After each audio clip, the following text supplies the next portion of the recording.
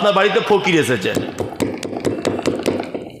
মা দুটো ভিক্ষা দাও, কেউ আসো মা।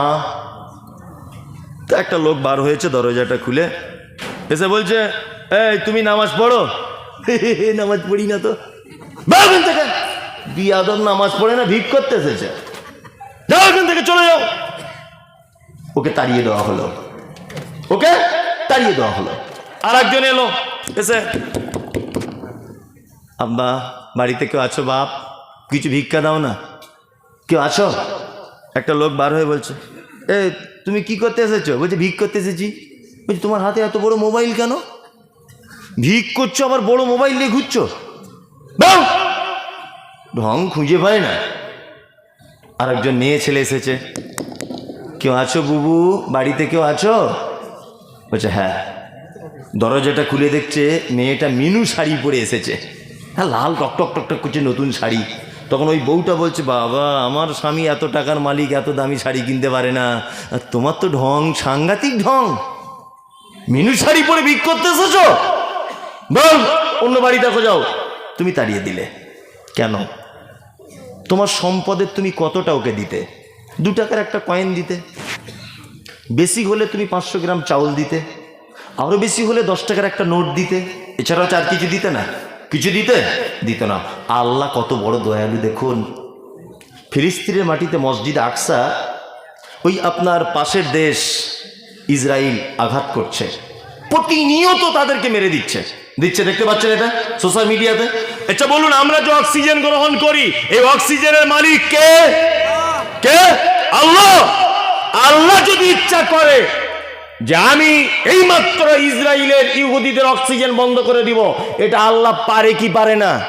পারে। কিন্তু আল্লাহ বলছে আমার নাম রহমান, বেঈমান হবি, মসজিদে তালা মারবি, কোরআনে লাথি মারবি, যা কিছু করবি, আমার নাম হলো রহমান।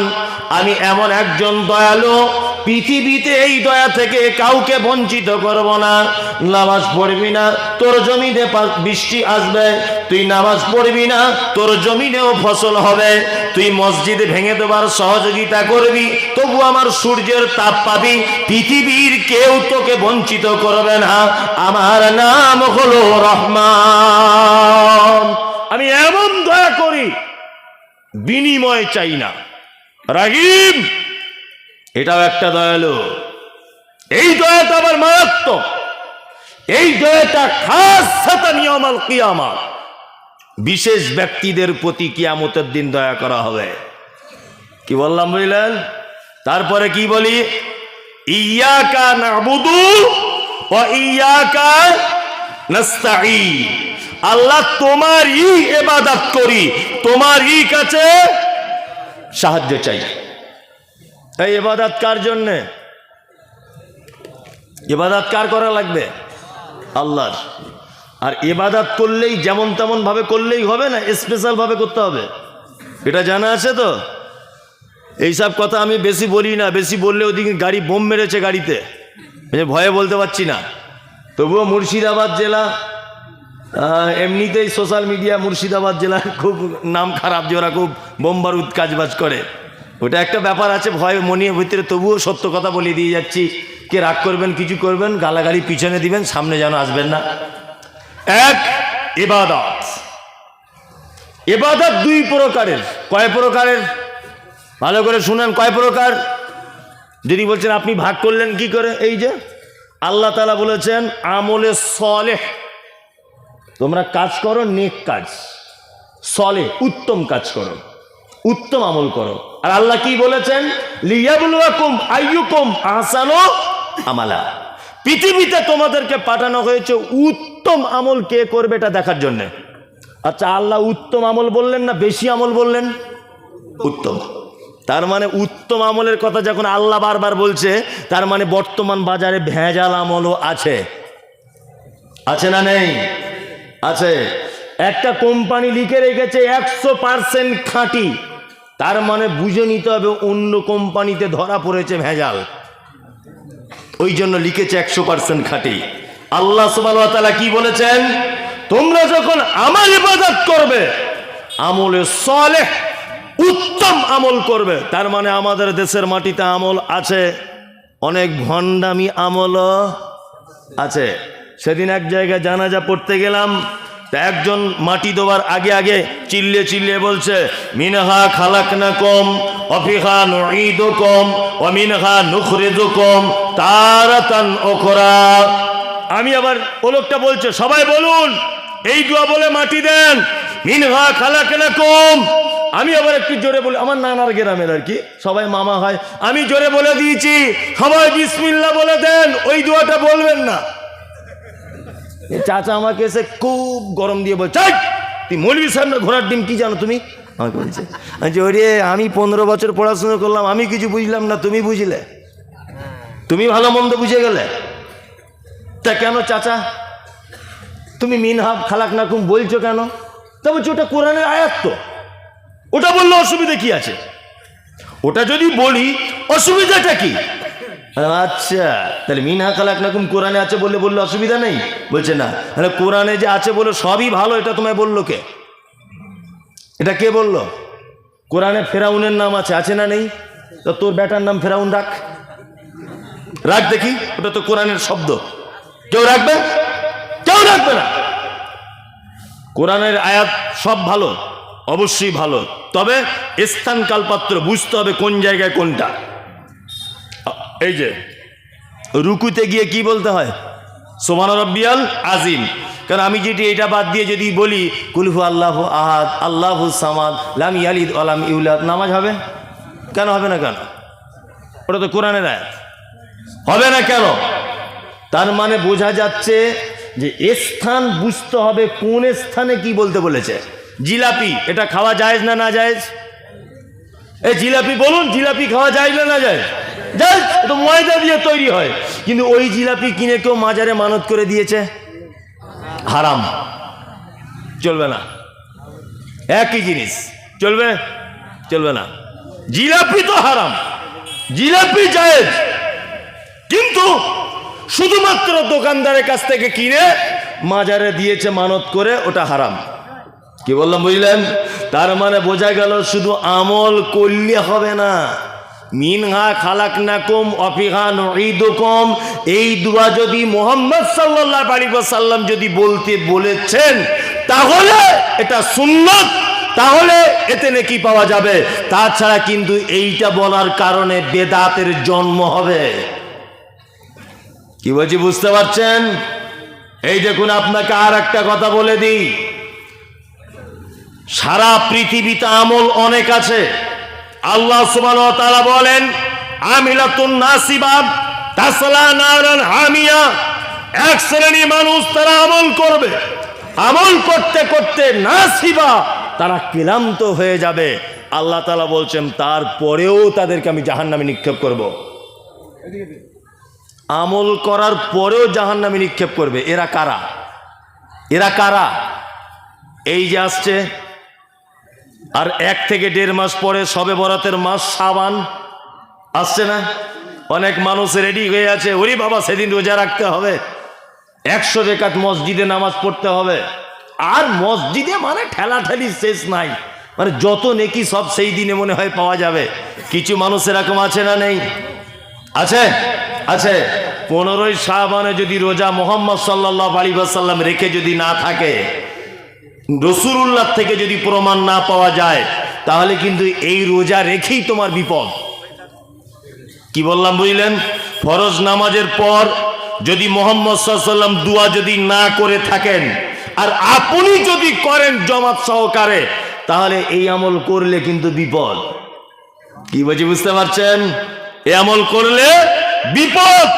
আল্লাহ তাআলা বলেছেন কি, ইয়াকা নাবুদু ওয়া ইয়াকা নাস্তাঈন, তোমারই ইবাদত করি, তোমার কাছেই সাহায্য চাই। তাহলে ইবাদত শুধুমাত্র কার জন্য করা লাগবে?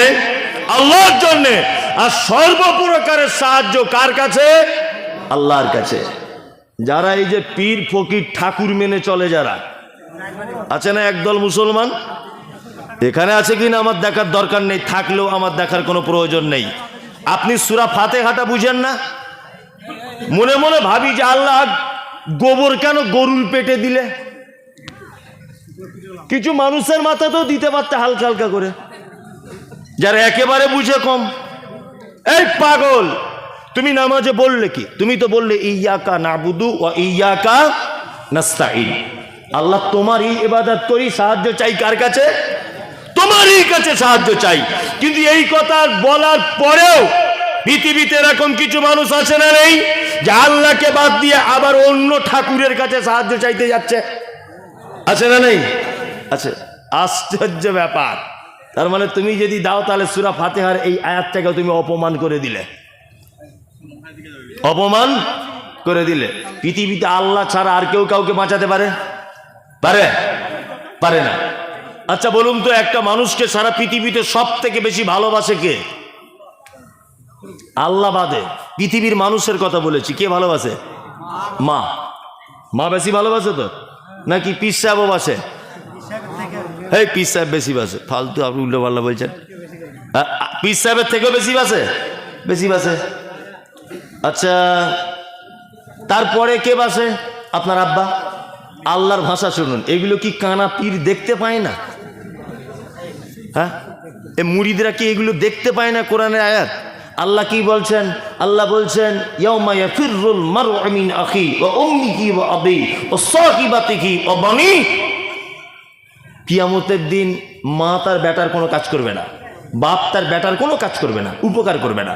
তাহলে যে মা 9 মাস 10 মাস পেটে ধরলো, আল্লাহ বলছে সেই মা তার বেটা যদি জাহান্নামেও চলে যায় তাকে বাঁচানোর ক্ষমতা রাখে না। এটা আল্লাহ বলছে। যে কোনো মা যদি কিয়ামতের দিনে বিপদে পড়ে যায়, তার বেটা তাকে উদ্ধার করতে পারে না। বাপ যদি বিপদে পড়ে যায়, বেটা উদ্ধার করতে পারে না। বেটা যদি বিপদে পড়ে যায়, বাপ উদ্ধার করতে পারে না। নিজের পেটে ধরা সন্তানের উপকার করতে পারবে না মা, তা পীর সাহেব উপকার করে কি করে? হ্যাঁ, এটা তো একটা ভাবতেও অবাক লাগে। হুজুর উপকার করবে কি করে বলুন তো? আচ্ছা আর একটা কথা আপনাকে বলি, আমাদের নবী মুহাম্মদ সাল্লাল্লাহু আলাইহি ওয়াসাল্লামের আপন চাচা নাম হলো তার কে? আবু তালিব, তাই তো? আবু তালিব কোনদিন, এখানে একটা গোপন তথ্য আপনাকে বলবো, মনোযোগ দিয়ে শুনবেন, কোনদিন মুহাম্মদ সাল্লাল্লাহু আলাইহি ওয়াসাল্লামের বিরুদ্ধে কথা বলেনি। কথা বলেছে? কথা বলেনি। বরং মুহাম্মদ সাল্লাল্লাহু আলাইহি ওয়াসাল্লামকে কোলে পিঠে করে মানুষ করেছে। আর বেঈমান মুশরিকরা যখন মারতে এসেছে মুহাম্মদ সাল্লাল্লাহু আলাইহি ওয়াসাল্লামকে, চাচা প্রাচীরের মতো দাঁড়িয়ে গিয়ে বলেছে, আমার ভাতিজার ইসলাম কবুল করবে না, এটা কিন্তু ঠিক, কিন্তু আমার ভাতিজাকে মারতে পাবে না, চামড়া তুলে দেবো, আমি বেঁচে থাকা অবস্থা আমার ভাতিজার গায়ে কেউ হাত দেবে না। চাচা মারা যাচ্ছে, আবু তালিব মুহাম্মদ সাল্লাল্লাহু আলাইহি ওয়াসাল্লাম মাথার কাছে গিয়ে বলছে, চাচা একবার কলেমাটা বলে দাও, একবার কলেমা বলো। তখন চাচা ভাতিজার কথা চলছে, আবু জেহেল আবুল আহাব বেঈমানদের সর্দারেরা এসে বলছে, কি ব্যাপার আবু তালিব, এই তাহলে শেষ ফলাফল, সারা জীবন 360টা দেবদেবীর পূজা করে এলে, আর আজকে তুমি তোমার ভাতিজার ইসলাম কবুল করবে? এটা কেমন করে হয়? কথা চলছে, এক পর্যায়ে আল্লাহ তাআলা মালাকুল মউতকে বলছেন, নবীর চাচার টাইম শেষ। চাচা মারা গেলেন। বিশ্ব নবী মুহাম্মদ সাল্লাল্লাহু আলাইহি ওয়াসাল্লাম বলছেন, আমার চাচাকে 2টি আগুনের জুতো পরিয়ে দেওয়া হবে জাহান্নামের, তার গরমের ফলে মাথার মগজগুলো নিচের দিকে গলে গলে গলে গলে পড়বে।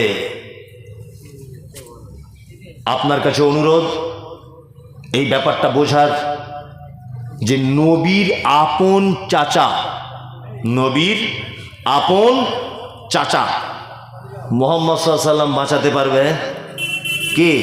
না। এখানে আর একটা গোপন কথা বলে দিই, আল্লাহ তাআলা জাহান্নামের শুধু জুতো পরিয়ে দিবেন নবীর চাচার। কারণ কি? মাথাতেও তো আগুন একটু দিলে দেওয়া যেত, গায়েও তো একটু দিলে দেওয়া যেত, যেত না? কেন শুধুমাত্র মাথাতে দেবে, পায়ে কেন দেবে?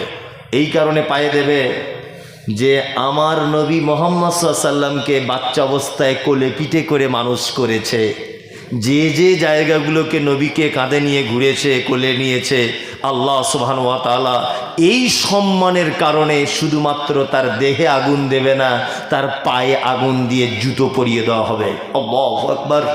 নবী নিজের চাচাকে বাঁচাতে পারে না, তুমি কোথাকার হুজুর গো চিটিংবাজ, তুমি মানুষকে বাঁচাবে? তুমি নিজেই কিয়ামতের দিন নৌকা চালাবে। শুনুন, কোন লোক যদি এটা বলে যদি থাকে যে আমি পীর, আমি মারা গেলে আমার মাজার করা লাগবে, কোন লোক যদি এটা বলে থাকে যে আমি মারা যাবার পরে আমাকে মেনে চললে জান্নাত যাওয়া যাবে, আমি মুমতাজুল ইসলাম বলছি, যে বাপের বেটা বলে গেছে ওর থাকার জায়গা জাহান্নাম। কি বললাম বুঝলেন? ওর থাকার জায়গা জাহান্নাম। ইবাদত এবং চাওয়ার ব্যাপারে দুটো জিনিস মাথায় রাখবেন। ইবাদত যেন বেদাতে পরিণত না হয়। বেদাত কাকে বলে? ইসলামে নেই, কোরআনে নেই, হাদিসে নেই, কোন জায়গায় কোনো অস্তিত্ব পাওয়া যায় না। মানুষ অথচ নেকি হবে এই উদ্দেশ্য করে, এর নাম বেদাত। নবীজি কি বলছেন? কুল্লু বিদআতিন যালালা ওয়া কুল্লু যালালাতিন ফিন্নার। প্রত্যেক নতুন আবিষ্কৃত কাজ হচ্ছে ভ্রষ্টতা। প্রত্যেক ভ্রষ্টকারী স্থান হচ্ছে ফি, মধ্যে, নার মানে আগুন। বিনীত অনুরোধ, প্রতিটা আমল করার আগে একবার দেখবেন আমলটা মুহাম্মদ সাল্লাল্লাহু আলাইহি ওয়াসাল্লাম করেছিলেন কিনা। 10 টাকা কেজি বেগুন কিনতে গেলে 4 বার দেখা লাগে ভিতরে পোকা থাকে কিনা, দেখা লাগে না? আর তুমি একটা আমল করে জান্নাত যেতে চাইছো, এটা দেখতে হবে না মুহাম্মদ সাল্লাল্লাহু আলাইহি ওয়াসাল্লাম করেছিলেন কিনা? বলছে নবী করুক আর না করুক, আমাদের বড় হুজুর চলে গেছে, বড় হুজুর যা বলেছে তাই। কেউ বলছে আমরা অমুক মাযহাবের লোক। ছি ছি ছি ছি ছি। তুমি যদি এই কথা বলো না যে আমার বড় হুজুর বলে গেছে, তাহলে মুহাম্মদ সাল্লাল্লাহু আলাইহি ওয়াসাল্লামকে অপমান করা হলো। কারণ আল্লাহ তাআলা নবীকে বলছেন, নবী আমি আপনাকে দিয়ে ইসলাম পরিপূর্ণ করে দিয়েছি। ইসলাম মুহাম্মদ সাল্লাল্লাহু আলাইহি ওয়াসাল্লামকে দিয়ে কি করা হয়েছে? পরিপূর্ণ করে দেওয়া হয়েছে। এরপরেও যদি কেউ বলে যেটা হাদিসে থাক, কোরআনে থাক, আর যাই থাক নাই থাক আমার হুজুর বলে দিয়েছে, তাহলে সে বেঈমানি কথা বললো কি বললো না? খুব হুঁশিয়ারি থাকবেন। ইয়াকা না'বুদু ওয়া ইয়াকা নাস্তাইন। সমস্ত ব্যাপারে সহযোগিতা কার কাছে চাইবো? আল্লাহর কাছে চাইবো। সিরাতাল্লাযীনা আন'আমতা আলাইহিম। আমরা নামাজে দোয়া করি, আল্লাহ গো তুমি আমাদেরকে সঠিক পথে চালাও। সিরাতাল্লাযীনা আন'আমতা আলাইহিম, আর তাদের পথে তুমি আমাদেরকে চালাও যাদেরকে তুমি পুরস্কারিত করেছো। গায়রিল মাগযুবি আলাইহিম ওয়ালাদ-দাল্লিন। আল্লাহ তুমি তাদের পথে আমাদেরকে চালিয়ে দিও না যাদের উপরে তুমি অখুশি, যাদের উপরে তুমি রাজি নয়, এদের পথে তুমি আমাদেরকে চালিও না। ইহদিনাস সিরাতাল মুস্তাকিম। আমরা নামাজে বলি আল্লাহ তুমি আমাদেরকে সহজ পথে চালাও। বলি কি বলি না? বলি। সারা জীবন দোয়া করে কিন্তু সহজ পথে চলা যাবে না। ঘুষ দিলে চাকরি পাওয়া যায়, এটা আমি জানি, ঘুষ দিলে চাকরি পাওয়া যায়, কিন্তু আমি এক কলম লেখাপড়া জানি না। আমি যদি এলাকার লোকাল কোনো নেতাকে বলি যে 1 কোটি টাকা দেবো, গুরুদাসপুর হাই স্কুলে হেডমাস্টার করে দেন একটু আপনি আমাকে, আচ্ছা হবে? হবে? হবে না। তার মানে বোঝা যাচ্ছে ঘুষ দিলে চাকরি পাওয়া যায়, তারপরেও শিক্ষিত হতে হয়। একেবারে গরু মার্কা লোক 1 কোটি টাকা দিলে হেডমাস্টারের পদ পাবে কে? না। তার মানে শুধু যদি আমরা বলি ইহদিনাস সিরাতাল মুস্তাকিম, আল্লাহ তুমি আমাদেরকে সহজ রাস্তা দেখাও, আল্লাহ তুমি আমাকে সহজ রাস্তা দেখাও, কিয়ামত পর্যন্ত যদি এই দোয়া করেন জীবনে সহজ রাস্তা পাবেন না। সাথে সাথে নিজেকে পরিবর্তন করতে হবে। কি বললাম বুঝলেন? কেউ যদি বলে আল্লাহ রুজির মালিক তুমি আমায় বিরিয়ানি খাওয়াও, তুমি আমায় বিরিয়ানি খাওয়াও, ঘরে বসে যদি কেউ এরকম করে জীবনে পাবে না, খেতে পেয়ে মারা যাবে। এই হাত পাগুলি এমনি দেয়নি, তুমি কর্ম করো, তার ভিতর দিয়ে আল্লাহ তোমার বিরিয়ানির ব্যবস্থা করে দেবে। কি বললাম বুঝলেন? তাহলে পুরস্কার যারা পেয়েছে আমরা দোয়া করি আল্লাহ তুমি তাদের দলে আমাদেরকে দাও। পুরস্কার পেয়েছে কারা? আনআমাল্লাহু আলাইহিম মিনান নাবিয়্যিনা ওয়াস-সিদ্দীকিনা ওয়াশ-শুহাদা'i ওয়াস-সালিহিন। চারটে লোক আল্লাহর দরবারে পুরস্কার পেয়েছে। কটা? চারটা। এক, নবীগণ। দুই, সিদ্দিক সাহাবীগণ। তিন, শহীদগণ। চার, সালিহিন সৎকর্মশীলগণ। আল্লাহর কাছে প্রাইজ পেয়েছে কটা লোক? চারটা লোক। এক, নবীগণ। দুই, সিদ্দিক অর্থাৎ সাহাবীগণ। তিন, শহীদগণ। চার নম্বর সালেহীন, যারা সৎ কর্ম করেছে তারা। দুটো একটা লোকের কথা বলে দিই, তাদের মতো হওয়ার চেষ্টা করবো ইনশাল্লাহ। ইনশাল্লাহ ইনশাল্লাহ। এই দেখুন, আল্লাহ নবী সাল্লাল্লাহু আলাইহি ওয়াসাল্লাম মিরাজের রাত্রিতে মিরাজে গেলেন। মিরাজে যাওয়ার পরে একটা যুবককে দেখতে পেলেন। এ খুব প্রসিদ্ধ কথা। একটা যুবককে দেখতে পেলেন যে জান্নাতের ভিতরে যুবকটা হাঁটছে জান্নাতের ভিতরে। আল্লাহ নবী সাল্লাল্লাহু আলাইহি ওয়াসাল্লাম বলছেন, কে গো এটা? বলছে, এটা হযরত বেলাল। আল্লাহ রসুল ফেরত এলেন। লম্বা চওড়া ঘটনা। ফেরত এসে ফজরের সালাতের পরে বেলালকে ডেকে বলছেন, বেলাল, ও বেলাল, আরে আমি তোমাকে জান্নাতের ভিতরে দেখে এসেছি। বেলাল, জীবনে কি কাজ করো গো তুমি বলো তো? হযরতে বেলাল তখন বলছেন, আল্লাহ রসুল, আমি তো বিশেষ কিছু ভালো আমল করতে পারি না, একটা ভালো কাজ করি। দিনের বেলাতে যতবার অজু ভেঙে যায় ততবার অজু করি, 2 রাকাত সালাত মসজিদে গিয়ে আদায় করি, এটা আমার ভালো কাজ। আচ্ছা বলুন তো, এই যে প্রত্যেক টাইমে নিয়মিত অজু করে 2 রাকাত সালাত আদায় করা, এটা খুব সহজ না কঠিন? কঠিন না? কঠিন। তা জান্নাতে হযরতে বেলাল কি এমনি দেখেছেন? হ্যাঁ, এমনি দেখা হয়েছে না। আর একটা চমৎকার ঘটনা আপনাকে বলছি, শুনে নেন। উহুদের যুদ্ধ হয়েছিল 3 হিজরিতে। কত হিজরিতে? 3 হিজরিতে। উহুদের যুদ্ধে মুসলিমরা কোন একটা কারণে মুসলিমদের পরাজয় ঘটেছিল, জয়লাভ করতে পারেনি। জি, মানুষ চলে যাচ্ছে, শীতকালে তো এখনো হযরত আবু বকর এসে বক্তব্য রাখলে আর লোক থাকবে না। আমি মমতাজুল ইসলাম তো কোথাকার কে, কি বললাম বুঝলেন না? হযরত ওমর, আবু বকর, উসমান সবাই মিলে যদি আসে তবুও লোক থাকবে না। শীতের দিনে লোক থাকে নাকি? আর লোক এত বোকা আছে, এই লোক কটা 2 মিনিটে চলে যাবে যদি একবার আদায়ের কথা বলে দিই। সব এ আমাকে বারবার বলছে, মানে পরিচিত বন্ধু লোক তো, যে আদায়ের কথা বলুন। আদায়ের কথা বললে 4 মিনিট লাগবে লোকগুলো পালাতে। তবুও সাপ ব্যাং যা বলছি লোক শুনছে তো অনেক ভালো। আদায়ের কথা বললেই পালাবে। তবে আমি বলছি, দাঁড়ান আর 2-4 মিনিট। তা উহুদের যুদ্ধ চলছে, শেষ, মুসলিমরা হেরে গেছে। 70 জন সাহাবী শহীদ হয়েছে। কতজন? 70 জন। 70 জন সাহাবী শহীদ হয়েছিল। আল্লাহ নবী সাল্লাল্লাহু আলাইহি ওয়াসাল্লাম যুদ্ধের আগের দিন বিকাল বেলাতে, ভালো করে বুঝবেন, যুদ্ধের আগের দিন বিকাল বেলাতে একজন সাহাবীর বিয়ে পড়িয়েছিলেন, তার নাম হানজালা রাদিয়াল্লাহু তাআলা আনহু।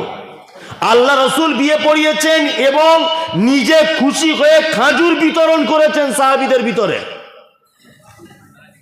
হানজালা তার স্ত্রীকে নিয়ে রাত্রে শুয়ে আছে, স্ত্রী মিলনও হয়েছে, স্বামী স্ত্রীর ব্যাপার। গভীর রাত্রিতে আল্লাহ নবী সাল্লাল্লাহু আলাইহি ওয়াসাল্লাম যুদ্ধের দামামা বাজিয়ে দিয়ে বলেছে, সাহাবীরা তাড়াতাড়ি করে বাড়ি থেকে বের হও, যুদ্ধে চলে যেতে হবে। কোথায়? না, উহুদে। হানজালার ঘুম ভেঙেছে, স্ত্রীকে তাড়াতাড়ি করে ডেকে বলছে, আমি চলে যাচ্ছি আমি। কোথায়? না, আল্লাহর নবী ডেকেছে তাই চলে যাচ্ছি, আমি 1 মিনিট আর দেরি করব না। যাবার সময় বিবি বলছে, কোথায় যাবেন? আল্লাহ রসুল উহুদের যুদ্ধে ডেকেছে তাই চলে যাচ্ছি। চলে গেলেন বিছানা থেকে উঠে। 70 জন মুসলিম সাহাবী শহীদ হয়েছে, ইমানদার। তার ভিতরে আল্লাহ নবী সাল্লাল্লাহু আলাইহি ওয়াসাল্লামের আপন চাচা, তার নাম হামজা রাদিয়াল্লাহু তাআলা আনহু। মুসআব বিন উমাইর ছিলেন কে? হানজালা রাদিয়াল্লাহু তাআলা আনহু। আল্লাহ নবী সাল্লাল্লাহু আলাইহি ওয়াসাল্লাম সাহাবীদেরকে বললেন, সাহাবীরা তোমরা লাশগুলোকে এক জায়গায় করো। লাশগুলো এক জায়গায় করা হলো।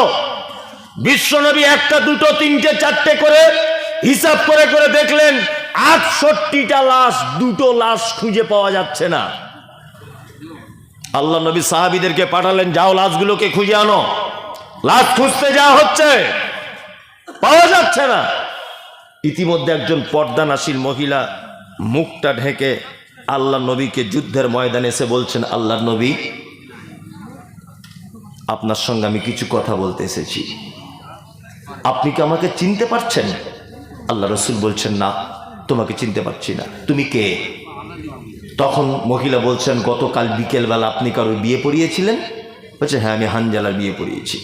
তখন মহিলাটা হাতটা খুলে আল্লাহ নবীর দিকে এরকম করে দিয়ে বলছেন, আল্লাহ রসুল, এই দেখুন এখনো আমার হাতের মেহেন্দিটা শুকায়নি, তাজা মেহেন্দি, আমি সেই হানজালার স্ত্রী, আমার স্বামী কি বেঁচে আছে?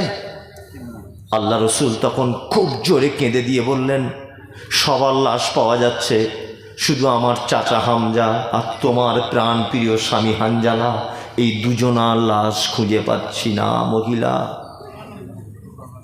তখন মহিলাটি বলছেন, আল্লাহ রসুল, আপনি কাকে খুঁজে পাচ্ছেন আর পাচ্ছেন না এটা আমার জানার বিষয় নয়, আমি শুধু একটা কথা আপনাকে বলতে এসেছি, একটা কথা হচ্ছে এই যে